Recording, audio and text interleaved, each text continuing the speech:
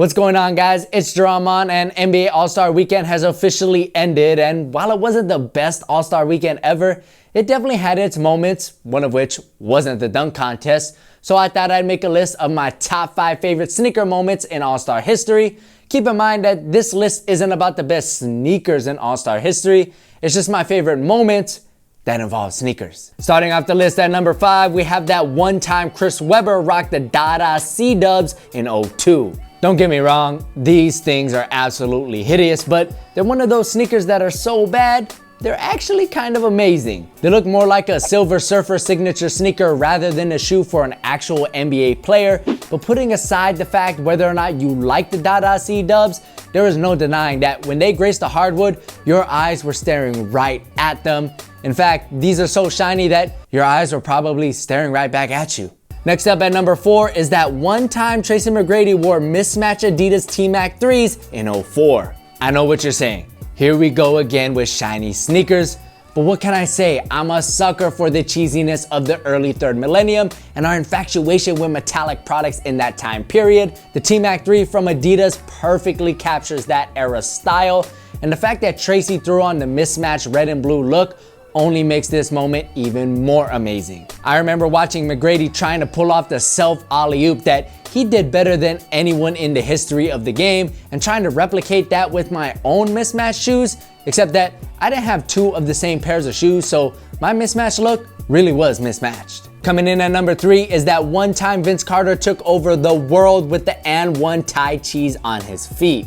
If you were disappointed with this year's dunk contest and how many times each player needed to attempt their dunk, shout out Aaron Gordon, you should just watch the 2000 dunk contest because Vince put on a perfect performance. This is definitely one of those situations where the moment outshines the sneaker, and had Vince not entered that dunk contest, I'm not too sure how and one would have turned out, because after that dunk contest, all I wanted to do was be on the and one mixtape tour and have a dope nickname like Hot Sauce or the Professor. I guess I settled on Geronimon. It works. Landing at the number 2 spot, we have that one time Jordan wore the Columbia 11s in '96 and everybody went nuts, but the real heat was on Shawn Kemp's feet.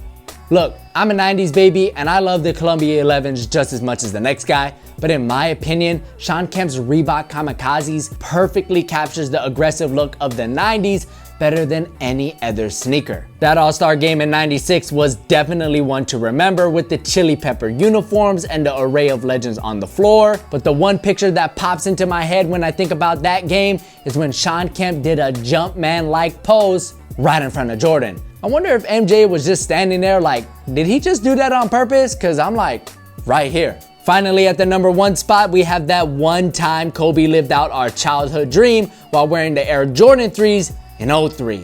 Bars. Okay, let me set the stage. It's Jordan's last All-Star game, but Vince is starting as the shooting guard in the East. But wait, he gives up his starting spot out of respect to Jordan, allowing Kobe to live out every 90s baby childhood dream of facing Jordan in an All-Star game. Wow.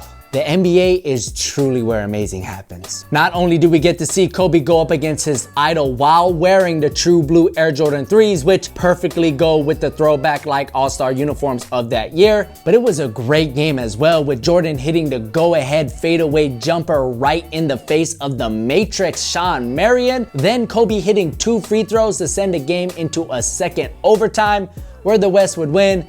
It was just a great game, an amazing moment, and my favorite sneaker moment in NBA All-Star history. What's yours? Let me know in the comment section below, as well as what you think about my list. If you enjoyed this video, please give me a thumbs up. That helps me out a lot. Don't forget, let me know about your favorite All-Star sneaker moment in the comment section below. My name's Darren. I'll catch you in the next one.